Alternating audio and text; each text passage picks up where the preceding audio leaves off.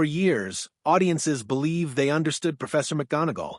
She was strict, intelligent, calm under pressure, and almost impossibly composed.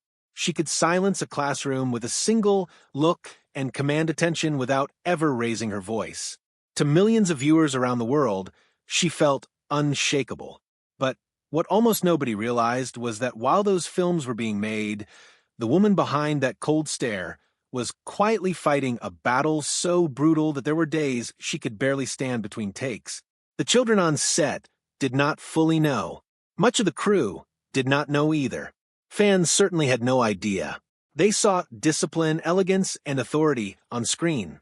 What they did not see was exhaustion, pain, fear, and the determination of a woman refusing to let illness take away the work she had spent her entire life mastering.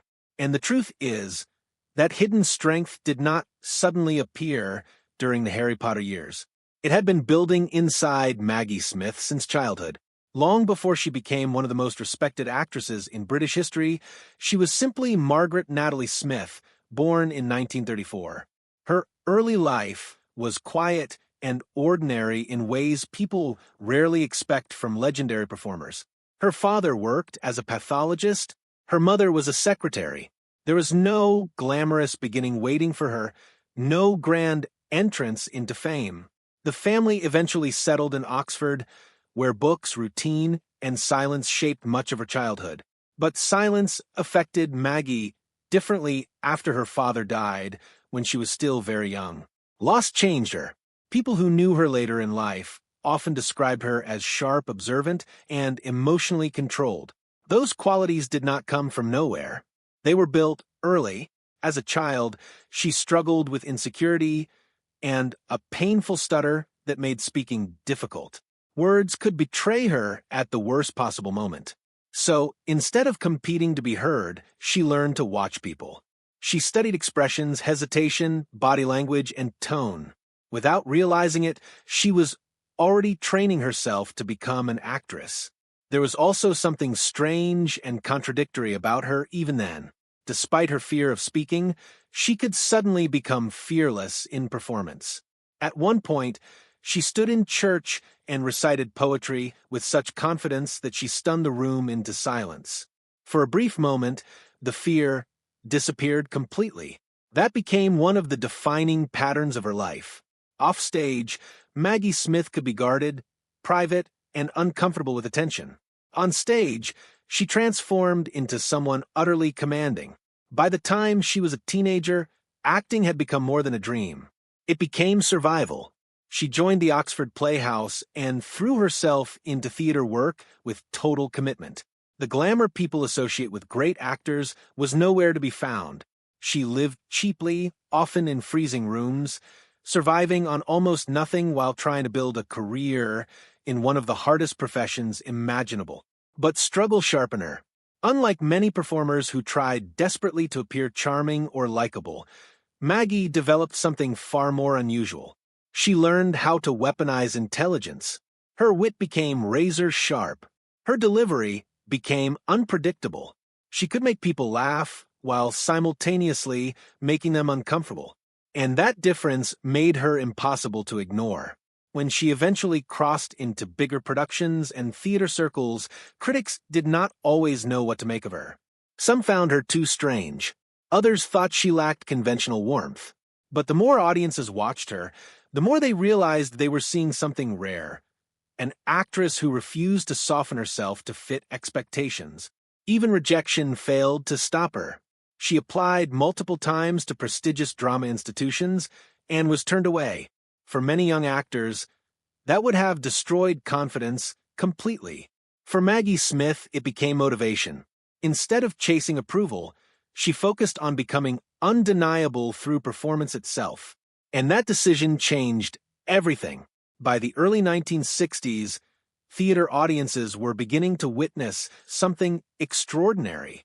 Maggie could step into completely different personalities with frightening precision. One moment she was emotionally cold and cutting, the next she was vulnerable, fragile, and heartbreaking. Critics began running out of ways to describe her presence on stage. She was not merely acting. She seemed to disappear into people. That intensity came with a cost. As her career exploded, her personal life became increasingly complicated. Her marriage to actor Robert Stevens was passionate but deeply unstable. There were struggles with alcohol, emotional chaos, and unpredictability behind closed doors. While audiences applauded her brilliance at night, she was often carrying enormous private strain during the day. Yet even emotional turmoil somehow fed her performances. People began noticing that her characters carried unusual emotional weight. Anger felt real. Exhaustion felt real. Sarcasm felt dangerous instead of playful. Maggie Smith had discovered how to pour real pain into fictional people without losing control of the performance itself. Then Hollywood truly took notice. When she appeared in the prime of Miss Jean Brodie, everything changed permanently. Her performance was bold, intelligent, funny, manipulative, and emotionally layered all at once. She did not play the character safely. She played her like a complicated force of nature. The Oscar win that followed shocked some people at the time, but looking back, it feels inevitable. Maggie Smith was not becoming successful because she followed industry rules. She was succeeding because she completely ignored them. And over the following decades, she built one of the most remarkable acting careers anyone had ever seen. What made her unique was not simply talent. Plenty of actors are talented. Maggie Smith possessed something rarer. She understood tension. She understood silence.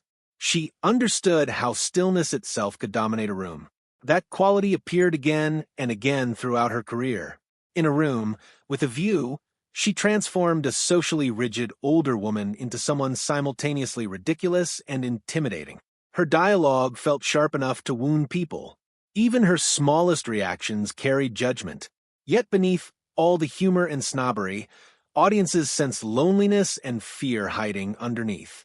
That became one of her greatest strengths as an actress. She never played cruelty as simple cruelty. She always suggested something deeper buried underneath.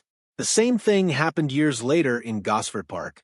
As an aging aristocrat clinging desperately to status and control, Maggie delivered insults with such precision that other actors reportedly felt genuinely intimidated during scenes. But viewers could also feel the desperation underneath the character's arrogance. That complexity made her unforgettable. Even children felt her power on set. While filming The Secret Garden, young actors were reportedly frightened by her presence as Mrs. Medlock. She barely needed to raise her voice. A stare alone could freeze the room. She moved through scenes with absolute control, making the character feel cold, severe, and emotionally imposing. But once again, there was more beneath the surface. Her performance hinted at grief, repression, and emotional damage hidden under strict discipline. Maggie Smith never allowed villains or authority figures to become one-dimensional. And then, just when many actors begin fading into the background of the industry, she somehow reinvented herself all over again. Downton Abbey introduced her to an entirely new generation. As Violet Crawley, she became the heartbeat of the show almost instantly. The role seemed perfectly designed for everything Maggie Smith did best. Timing, precision, dry wit, absolute authority. Every line felt sharpened like a blade before delivery. Viewers adored her because she could say something devastating while sounding perfectly polite. The famous "What is a weekend?" line exploded across popular culture because it captured exactly what made her special. Another actor might have delivered the joke broadly. Maggie delivered it with complete sincerity, which somehow made it infinitely funnier. Writers quickly realized something important. Scenes became more alive the moment she entered them. Even at an age when most performers slow down, Maggie Smith remained dominant. She won awards, stole scenes effortlessly, and became the defining presence of the series. But once again, audiences only saw part of the truth. Behind the camera, her health was becoming increasingly difficult. Glaucoma had begun severely affecting one eye. Reading scripts became painful. Bright lights during filming were exhausting. Directors quietly adjusted camera angles to help hide physical limitations from viewers. Most actors would have reduced their workload dramatically. Maggie Smith refused, and that refusal became even more astonishing once people learned what she had endured during the Harry Potter films. When she first appeared as Professor McGonagall, audiences immediately believed in her. She carried herself like someone who had ruled Hogwarts for decades. Every movement looked controlled. Every glance carried intelligence and authority.